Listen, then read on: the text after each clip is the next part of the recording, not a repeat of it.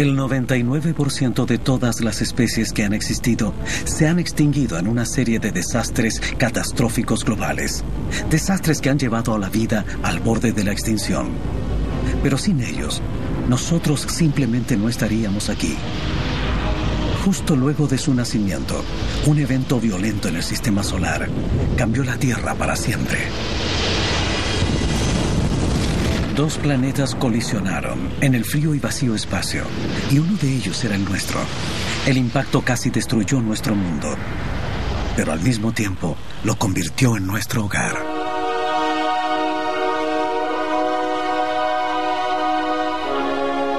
Catástrofe prehistórica.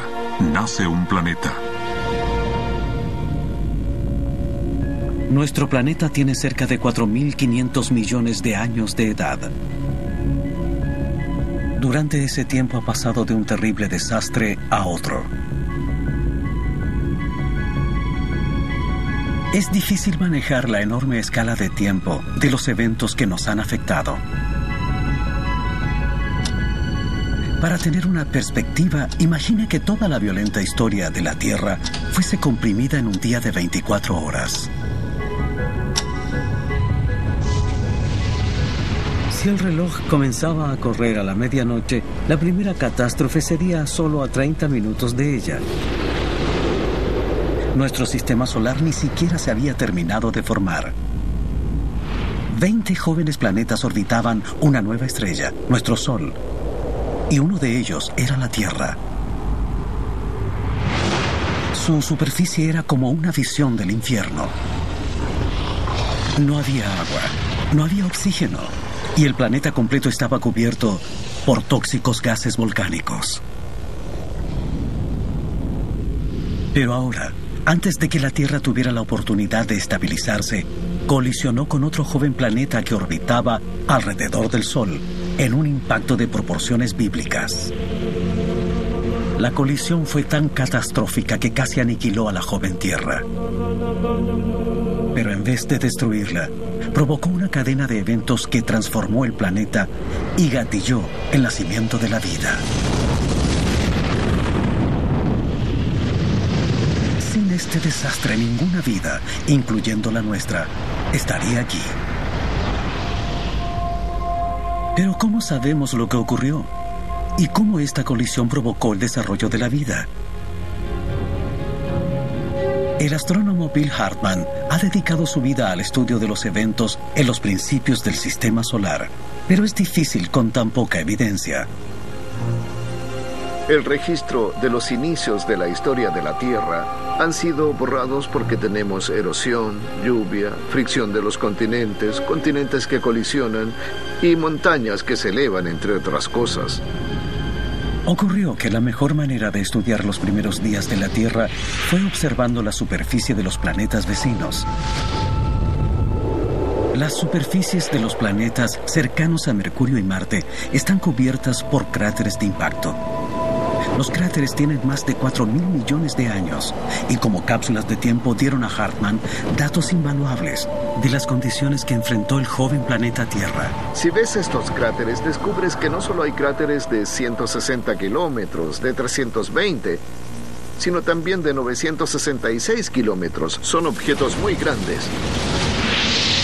Esos cráteres muestran la imagen de un periodo muy violento.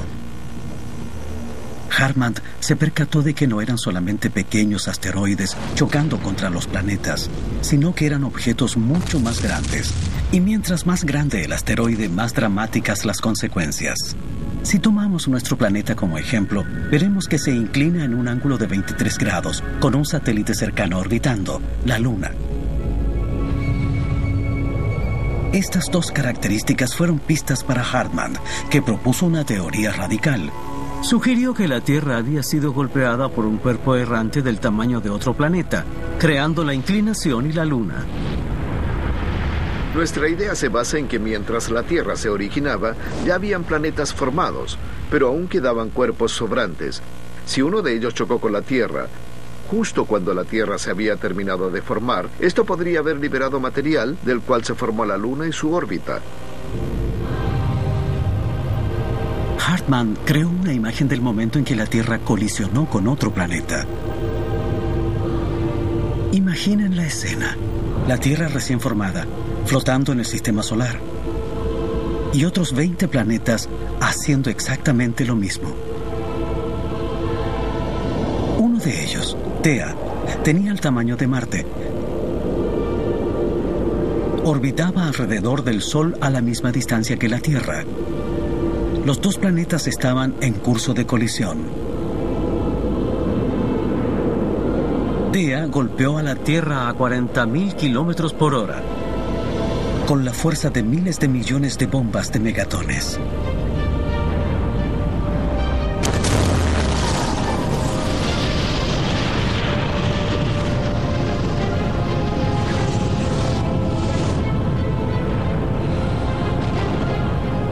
El impacto arrancó enormes secciones de la corteza terrestre. Miles de millones de toneladas de escombros fueron lanzados al espacio. Un anillo de polvo rojo y candente se formó alrededor de la Tierra.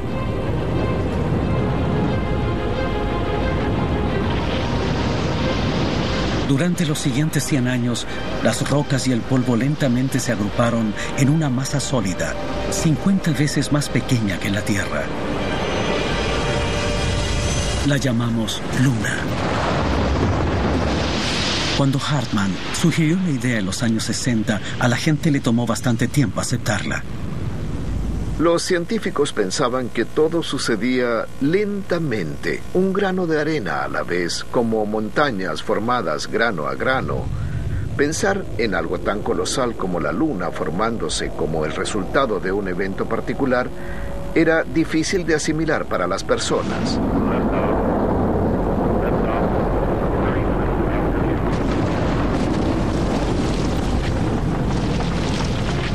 Pero la teoría de Hartmann tuvo un apoyo de la NASA, cuando en 1969 la cápsula de aterrizaje Eagle del Apolo 11 tocó la superficie de la Luna.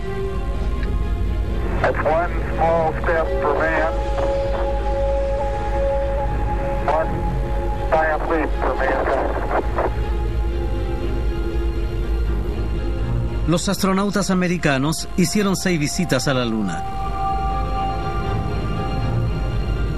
Exploraron su superficie, condujeron alrededor de sus cráteres y trajeron 381 kilogramos de rocas lunares.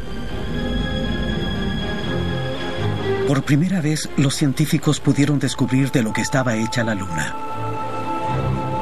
Los resultados fueron sorprendentes. Las muestras lunares tenían un notable parecido químico con la capa superior de la corteza terrestre. La mayoría de los investigadores encontraron este descubrimiento interesante, pero para Hartmann era evidencia vital. Así que tenemos muchas rocas en la corteza y se produce este gran impacto que golpea todas estas rocas. Todo este material va hacia el espacio y forma la Luna. Pero muchos científicos todavía estaban escépticos. No podían ver cómo un impacto podía crear a la Luna y a la Tierra como la conocemos hoy. Había personas que me decían, deberíamos evaluar todas las teorías primero porque esta idea es extraña. Hartmann finalmente obtuvo la prueba que quería después de una reunión en una conferencia con la astrofísica Robin Carnap. Ella usaba modelos computacionales para estudiar las lunas de Saturno. Bill Hartmann se me acercó después de mi charla y me preguntó, ¿ha pensado usted aplicar sus modelos acerca de cómo se formaron las lunas de los anillos de Saturno al origen de nuestra luna? Y le dije, no. Así que ella utilizó el mismo software para recrear al joven sistema solar. Luego representó una colisión planetaria de la manera que Hartmann había sugerido. Una que dejara a la Tierra y a la Luna como las conocemos hoy. 4.500 millones de años atrás terminaba la formación de la Tierra. Observemos a este pequeño planeta, el planeta de la derecha, que está a punto de colisionar a la Tierra, representada por el planeta más grande a la izquierda. La colisión se lleva a cabo y al recibir el impacto se genera una explosión y podemos ver que el planeta que impacta es totalmente destruido por la colisión. Los modelos de Canap demostraron lo que pudo haber sucedido durante la colisión. Thea, el planeta que impactó, fue completamente aniquilado. La Tierra sobrevivió, pero por muy poco. El impacto fue tan grande que distorsionó la forma del planeta. La Tierra respondió a este impacto como una masa de roca derretida.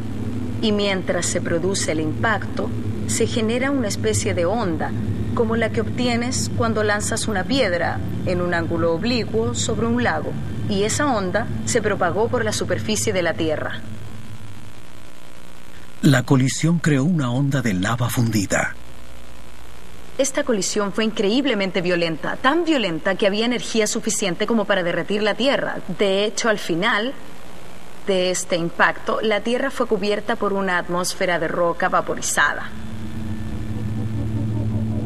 Millones y millones de toneladas de escombros lanzados al espacio. Aquí vemos parte del planeta impactado, transformado ahora en este largo brazo de material, lo que produce un disco que vemos casi en el límite desde esta posición, y es de este disco que la Luna se formará posteriormente. Los modelos de Canap respaldaron la teoría de Hartmann y muestran que la Luna se forma de los escombros de Thea y de la Tierra. Así que llamé a mi colega y le dije, no vas a creer esto, pero lo intenté. Intenté con este planeta del tamaño de Marte, con un ángulo de impacto de 45 grados y todo funcionó. Y él dijo, revisémoslo otra vez. Lo hice y repetí muchas simulaciones y puedo decir que estoy segura que este tipo de impacto es el que nos entrega el sistema Tierra-Luna de hoy en día.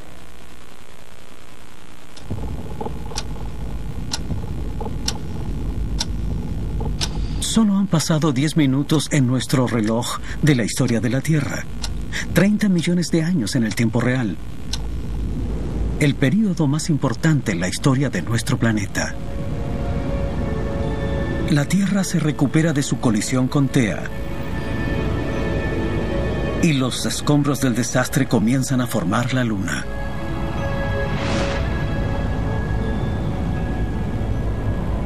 El enorme impacto casi destruyó nuestro planeta. Pero de esta catástrofe se produjo un nuevo comienzo. Provocó una cadena de eventos que transformaría a la Tierra de una imagen del infierno a un azul y verde oasis que hoy llamamos hogar. La colisión fue tan grande que alteró la rotación de todo el planeta. Para entender esto, los científicos lograron reconstruir estos eventos, comenzando por el momento inmediatamente después del impacto.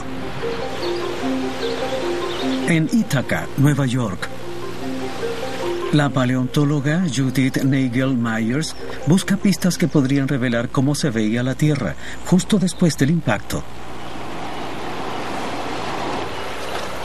No hay ninguna evidencia en la Tierra del período posterior a la colisión, así que los científicos están buscando constantemente nuevas formas de mirar hacia atrás en el tiempo. Nagel-Myers usa corales fosilizados. Esta fue una vez un área ancestral. Los corales fosilizados tienen solo 400 millones de años, pero poseen una pista vital de cómo eran las condiciones en la Tierra hace 4.500 millones de años, cuando se formó la Luna. Lo que me gusta de los fósiles es que los encuentras y te abren una maravillosa ventana en el tiempo. Con solo mirar sus restos y sus esqueletos, podemos reconstruir el entorno que había aquí antes, mucho antes que los humanos existieran en la Tierra. Los fósiles de coral tienen una particular propiedad que permite tomar fotografías día tras día de las condiciones de la Tierra en sus orígenes. El coral construye capas de piedra caliza como protección, una nueva capa para cada día del año. Es posible ver el mismo proceso en los arrecifes de coral en la actualidad. Si miras bien los corales modernos, puedes ver pequeñas líneas que construyen cuando crecen. Es similar a los anillos de los árboles. Actualmente sabemos que cada una de estas líneas representa un día. Las capas que crecen diariamente crean un anillo más grande que representa un año.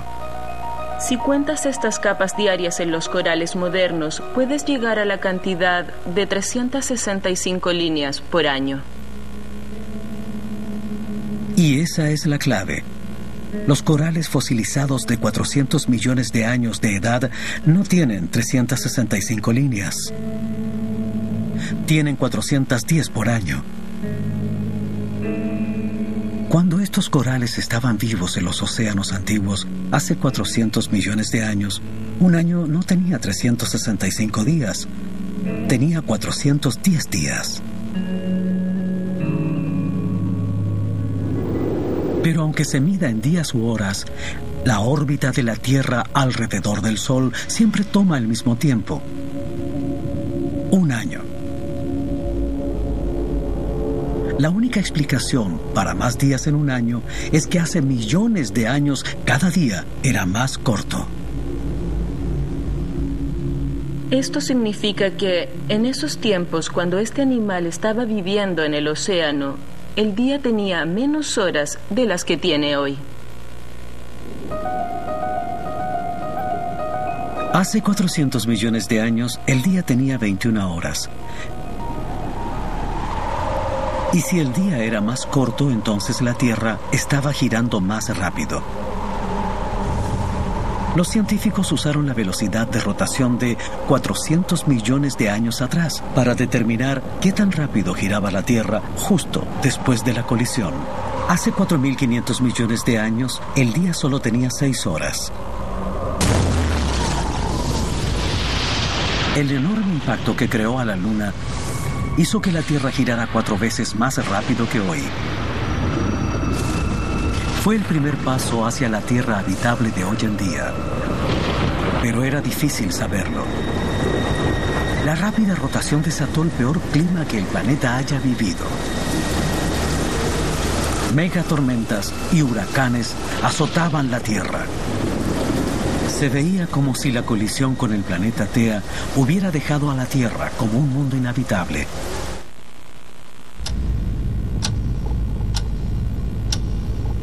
«12 minutos pasada la medianoche en nuestro reloj. Son 4.500 millones de años atrás. Cometas congelados caían desde el espacio. Era un bombardeo tremendo, pero no era un desastre. De hecho, era una bendición. El hielo se derritió y, combinado con el agua condensada dentro del planeta, creó los primeros océanos. Pero la joven Tierra era todavía un lugar hostil y violento. Giraba 4 veces más rápido que hoy. Lluvias y vientos de 804 kilómetros por hora azotaban la superficie. La atmósfera era letal debido al dióxido de carbono y la lluvia ácida. Parecía que no había manera de que naciera la vida. Salvo por una cosa: el alejamiento de la Luna. Esta no era la Luna que conocemos hoy. Estaba 10 veces más cerca de la Tierra. Dominaba el horizonte. Era otro resultado del enorme impacto, pero esta vez era algo bueno. Gracias a que la Luna estaba más cerca, su atracción gravitacional era mucho más grande. Y lo que atraía más que nada eran los nuevos océanos.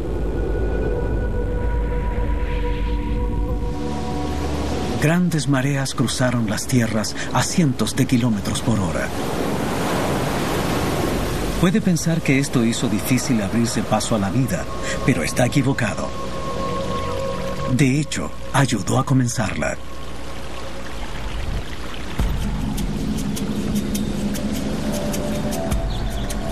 Esta es la bahía de Fundy, Canadá. Tiene el mayor rango de mareas del mundo. Las mareas aquí pueden llegar a 15 metros. Es como un modelo a escala de las enormes mareas que existieron en los inicios de la Tierra. El físico Neil Cummins está aquí para estudiar lo que sucede cuando sube la marea hoy en día y lo que esto puede decirnos de las mareas de nuestro pasado. Lo que espero ver aquí es una ola enorme de 1.5 o 2 metros de alto llamada macareo. Cummings cree que debido a la cercanía de la Luna a la Tierra hace miles de millones de años, las mareas antiguas formaban crestas más altas y más rápidas que las de Fundy. Está esperando el macareo para ver de cerca qué clase de fuerzas dieron forma al antiguo paisaje y crearon las condiciones para que existiera la vida. Aquí, después de la mitad del canal, empiezas a ver el macareo. ¿Puedes ver la ola acercándose? Sí. El agua blanca. Es fascinante. Suena como... Sí, puedes escuchar el fuerte sonido. Tienes la sensación de que está pasando algo que no ves en ninguna otra parte. ¿Quieres ir hacia allá?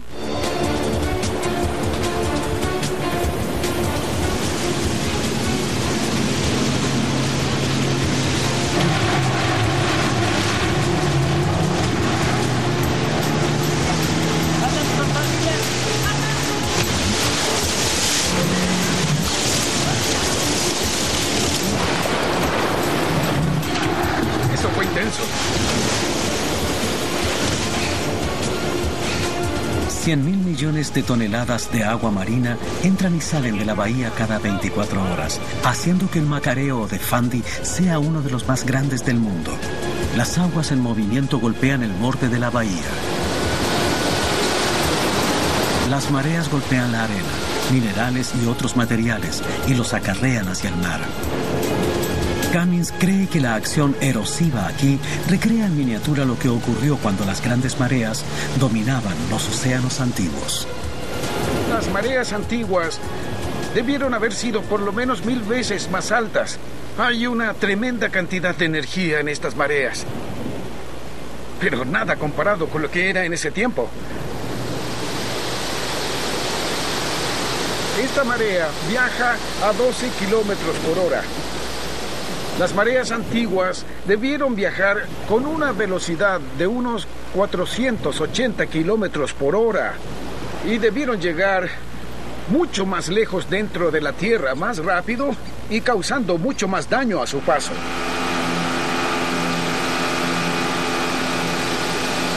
Pero, ¿este daño ayudó o entorpeció el nacimiento de la evolución? Hace 4.000 millones de años, cuando la Luna estaba mucho más cerca, las mareas debieron golpear tierra adentro a cientos de kilómetros por hora. Cada nueva marea debió llevarse millones de toneladas de escombros hacia el mar. Cuando se retiraban, devastaban la línea costera. El joven planeta estaba siendo devorado por sus océanos.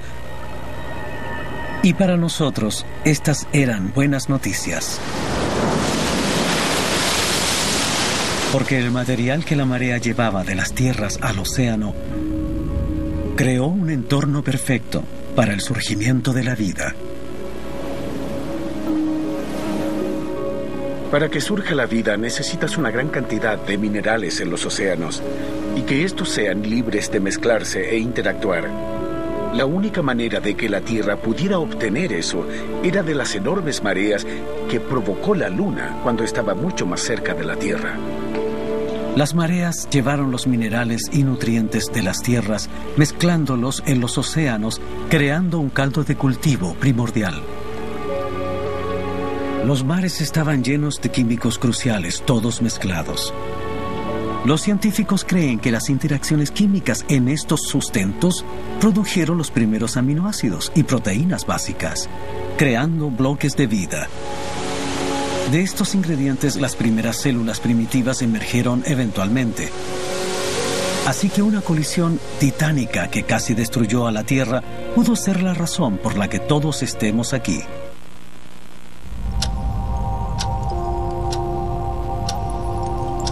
(3:20 de la mañana en nuestro reloj de la historia de la Tierra.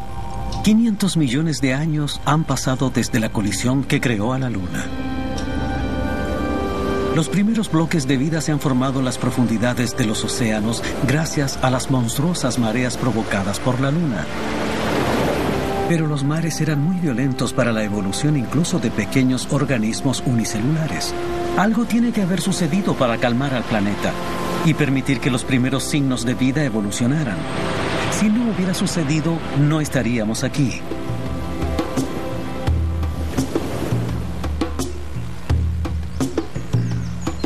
Este es KwaZulu-Natal, en Sudáfrica. La paleontóloga Nora Noffke estudia cómo la vida se abrió paso en sus inicios. Aquí, en un desfiladero antiguo, ha descubierto unos fósiles que podrían tener la respuesta. Son algunas de las primeras formas de vida del planeta. Y lo que revelan es asombroso. Hace 3.000 millones de años, cuando este desfiladero era parte del fondo del mar, las aguas tenían bacterias. 1.000 millones de años atrás, después de la catástrofe que casi destruyó al planeta, la vida en la Tierra estaba en su máximo florecimiento. Fue uno de los momentos más importantes en mi carrera. Estuvimos buscando fósiles todo el día. Y al caer la tarde, cuando el sol brillaba en el ángulo correcto, repentinamente vimos muchos fósiles por todas partes. Eso fue algo maravilloso. Los fósiles son los restos de una vasta colonia de bacterias que crecían en las esteras de océanos antiguos. Y eran una de las primeras células vivas en habitar el planeta. Hay bacterias casi idénticas que aún viven en nuestros días. Estas son colonias de bacterias vivas. Las llamamos esteras microbianas y podemos ver fácilmente por qué. Estas esteras parecen pequeñas alfombras verde oscuras. Ellas aparecen en la actualidad en las playas arenosas. Las similitudes entre lo antiguo y lo actual es notable. Podemos ver que la superficie de la roca es verdosa, al igual que la estera microbiana. Si siguen mi dedo, les mostraré el borde de la estera microbiana fosilizada. Y aquí verán la arena debajo. Es una estera microbiana como esta, pero está fosilizada y tiene 3.000 millones de años de antigüedad. Las rocas en el desfiladero están cubiertas por una asombrosa diversidad de comunidades microbianas. Ecosistemas de bacterias tan complejas entonces como lo son ahora. Pero las rocas revelan algo más. Muestran no solo cuándo nació la vida bacteriana, sino que también cómo fue posible. Grabado en su superficie hay evidencia de los mares antiguos, pero no de los violentos mares provocados por la colisión con Tea. Estas eran aguas calmadas y poco profundas. Primero apareció un afloramiento y en los lados vi muchas marcas diferentes, las que se ven exactamente como se ven hoy en día. Si caminas por la playa, puedes ver las mismas estructuras en la arena. Así que la preservación de esas estructuras aquí es sorprendente. Se ve como si la marea se hubiera recogido hace minutos, pero estas marcas tienen 3.000 millones de años. Son las fotos fosilizadas de un océano antiguo, trasladadas suavemente sobre las costas sin señales de mareas gigantes ni vientos huracanados.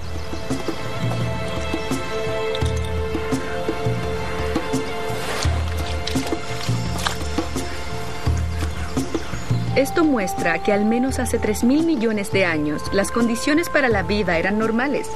Este era un entorno pacífico, así que la vida pudo evolucionar. ¿Algo cambió el clima extremo del planeta y las brutales mareas? Haciéndolo un lugar hospitalario para la vida. Y una vez más la razón fue la luna y el efecto gravitacional en los océanos. Las mareas siempre han actuado como un freno para disminuir la velocidad de rotación de la Tierra. Podrías pensar que es como un freno que presiona la rueda de un automóvil, causando que ambos cuerpos desaceleren. Eso es lo que está sucediendo y lo que ha sucedido debido a las mareas. Es un proceso llamado fricción de las mareas.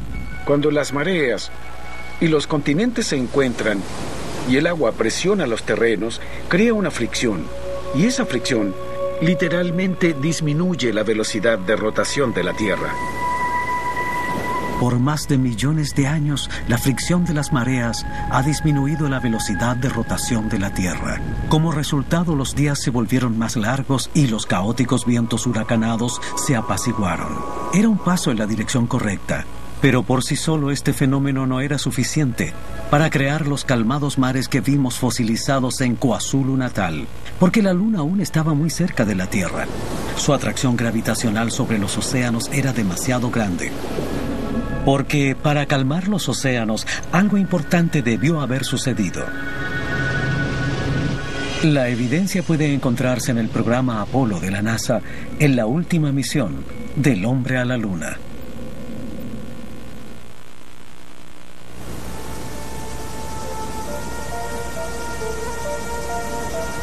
Observatorio McDonald, en el oeste de Texas. Aquí, 40 años después de que el hombre pisó la Luna, la misión Apolo aún continúa.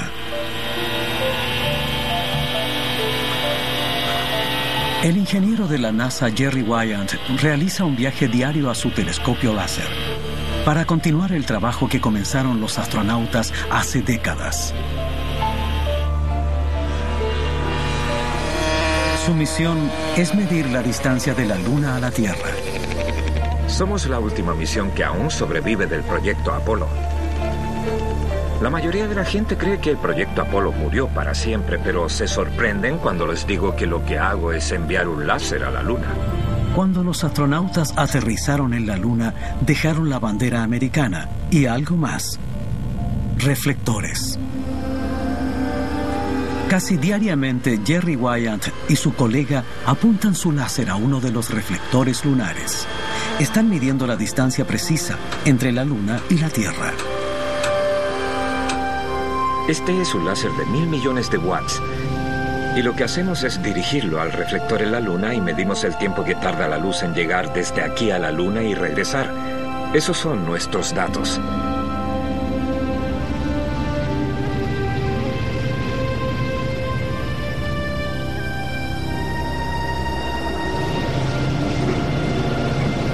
El láser mide el tiempo que le toma a la luz en viajar a la Luna y regresar, que es cerca de 1 trillonésima de segundo. Pero primero deben encontrar el reflector. Cada panel tiene el tamaño de este mapa que ven aquí. Y lo que tratamos de hacer es acertar bien en algo de este tamaño a 386.242 kilómetros de distancia. No es algo fácil. Necesitan una noche clara y luego ubicar el objetivo.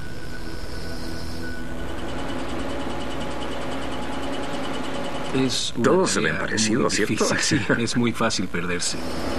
A veces toma 4 horas ubicar con precisión el reflector.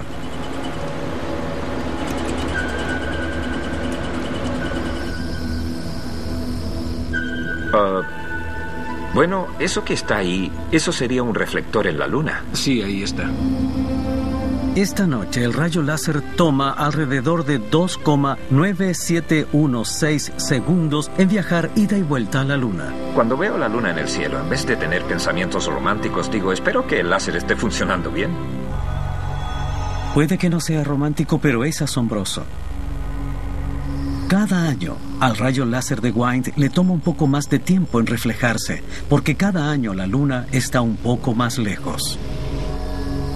Una de las razones por la que los científicos quieren nuestros datos es para confirmar sus sospechas de que la Luna se está alejando de la Tierra y usan nuestros datos para reafirmar la información, confirmando que sí, se está alejando.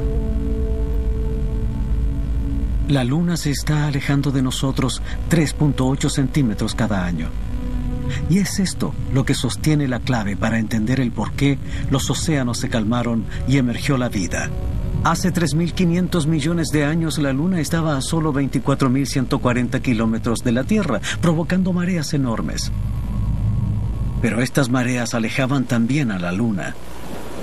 Eran tan grandes que tenían un efecto gravitacional propio, lo que comenzó a afectar a la Luna que las había creado. La gravedad del agua actuaba sobre la Luna, que a su vez atraía a estas aguas, y estas aguas empujaban a la Luna al mismo tiempo entregándole energía. Mientras la Tierra rota, aleja a la Luna al igual que un atleta lanza un martillo. Puedes pensar en el sistema Tierra-Luna como si estuvieran bailando. Mientras la Luna crea las mareas en la Tierra está disminuyendo su velocidad de rotación y las mareas causan que la Luna obtenga energía para viajar con movimiento espiral. Ambos han estado haciendo este baile por más de 4.000 millones de años. Así que la catástrofe que casi destruyó nuestro planeta antes de la existencia de la vida terminó permitiendo que la vida fuera posible.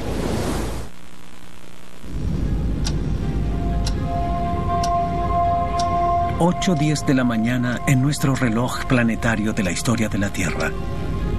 Más de 1.000 millones de años desde que una violenta colisión con otro planeta estuvo cerca de destruir la Tierra.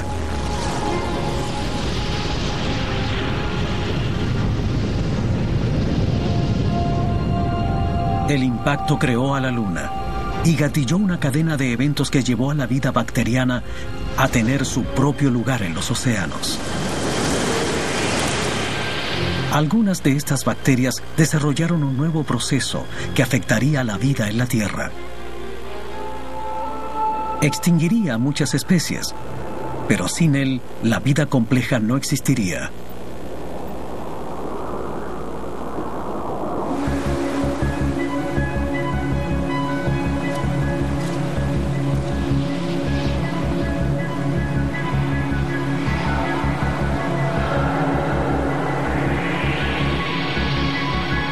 Este árido paisaje es el desierto en el norte de México. Es una ventana al pasado. Es uno de los únicos lugares del mundo donde podemos tener una visión de cómo pudo haber sido la Tierra hace 2.000 millones de años. Un planeta en la encrucijada de la evolución. La bióloga Janet Seifert estudia las bacterias que viven en estos charcos. Le entregan un entendimiento profundo, único, en cómo las bacterias han cambiado a la Tierra para siempre. Al salir de estas piscinas naturales, puedes ver la evidencia de las comunidades microbianas a simple vista. Eso es muy similar a lo que fue la Tierra en sus principios. La Tierra joven estaba dominada por bacterias. No había grandes animales ni plantas. Así que podemos decir que esto es muy similar a la joven Tierra. Seifert está interesada en estos curiosos conglomerados de piedra caliza.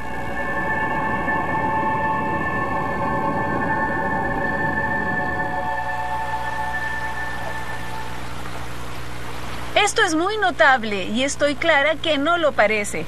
Esto se ve como una simple roca encontrada en el fondo de este río, pero en realidad es una compleja comunidad de vida microbiana. Estos conglomerados se llaman estromatolitos. Están hechos de bacterias que depositan piedra caliza, lo que forma estos pequeños arrecifes. Fueron organismos casi idénticos a estos los que poblaron la joven Tierra. Estos estromatolitos fosilizados en Flinders Range, en el sur de Australia, tienen 3.000 millones de años. No hay ninguna diferencia entre estos y las estructuras que Seifert observa en México hoy en día. Cada estromatolito contiene millones de organismos verde-azul llamados cianobacterias, y hace 3.000 millones de años desarrollaron métodos ingeniosos para obtener energía. Una rama de las bacterias aprendió cómo hacer una cosa. Simplemente usaba la luz del sol para obtener energía. Sin embargo, cuando ésta se iba acabando, ellas lograron dividir el agua y crear, o más bien liberar, un producto secundario que no necesitaban, el oxígeno. Estas microscópicas cianobacterias antiguas desarrollaron un proceso químico llamado fotosíntesis. Convierte la luz del sol en energía química, con oxígeno como producto secundario.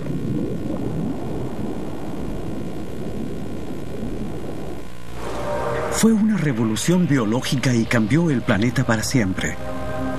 Las cianobacterias bombeaban oxígeno al océano y luego a la atmósfera. Si no hubiesen desarrollado la fotosíntesis hace 3.000 millones de años, casi no habría oxígeno en la atmósfera hoy en día. Sin las cianobacterias, nunca habríamos existido. Ellas son la razón por la que hoy respiramos oxígeno. Una vez que las cianobacterias lograron producir oxígeno como producto secundario, nuestro planeta cambió para siempre. Cambió la forma en que la biología iba a evolucionar y cambió por completo la atmósfera. Y estas cianobacterias son los ancestros de todas las plantas en el mundo de hoy. La fotosíntesis fue increíblemente exitosa. Las bacterias florecieron y evolucionaron. Siempre pensamos que los microbios son algo malo porque te pueden enfermar, pero si las bacterias no hubiesen sido capaces de utilizar el sol y producir oxígeno como producto secundario, tú y yo no estaríamos aquí ahora, porque fue lo que permitió que la vida compleja animal evolucionara. Pero para aquellos organismos que no pudieron adaptarse, fue una sentencia de muerte. Cuando se creó por primera vez, el producto secundario oxígeno era un veneno para la mayoría de la vida en el planeta, así que fue una cosa devastadora. Toda la vida existente tuvo que aclimatarse al hecho de que de que habría oxígeno en la atmósfera. Pero algunas bacterias aprendieron cómo manejarlo. Y son esos sobrevivientes los que nos trajeron hasta aquí. De las mayores innovaciones que han sucedido en 3.800 millones de años, esta tiene que estar en el primer lugar de la lista como una de las mejores para nosotros, los humanos. Para las 8:12 de la mañana de nuestro reloj, la atmósfera tenía oxígeno y los océanos estaban rebosantes de bacterias. Comienza la evolución. La vida había nacido, a pesar de que todo había comenzado con una catástrofe. Todo parecía tan lógico, tan inevitable, pero de hecho no fue así. La colisión posiblemente es la única razón por la que se desarrolló la vida. Y si hubiera sido levemente diferente, no habría nada aquí. Si consideras que todos los diferentes impactos que pudieron haber ocurrido y que han resultado en sistemas Tierra-Luna no son para nada habitables como el nuestro, es importante pensar que tuvimos suerte. Y ese es el punto. Tuvimos suerte, no solo con ese gran primer impacto, sino que también de formas incontables durante miles de millones de años. Debemos darnos cuenta de que las catástrofes han jugado un rol mucho más importante en la evolución de la vida en la Tierra de lo que creíamos. Debemos darnos cuenta de que estamos al final de esta larga cadena de eventos. Si esto hubiera sido diferente, yo no estaría sentado en esta roca. Solo hay una conclusión. No estamos aquí porque hicimos algo correcto. Estamos aquí porque somos afortunados. La colisión con Tea fue solo una de las muchas posibles opciones que se dan en la historia. ¿Realmente te hace pensar que esta secuencia de eventos aleatorios completamente única fue necesaria para darnos la Tierra que conocemos hoy? Y si alguno de estos eventos hubiese sido diferente, no estaríamos aquí. Esto te entrega una apreciación de que una catástrofe es siempre un comienzo. La colisión fue el comienzo de un nuevo orden. Provocó que la Tierra se distinguiera de los otros planetas en el universo conocido. Y comenzó el largo y difícil camino hacia la vida como la conocemos hoy. Sin ella, probablemente no estaríamos aquí.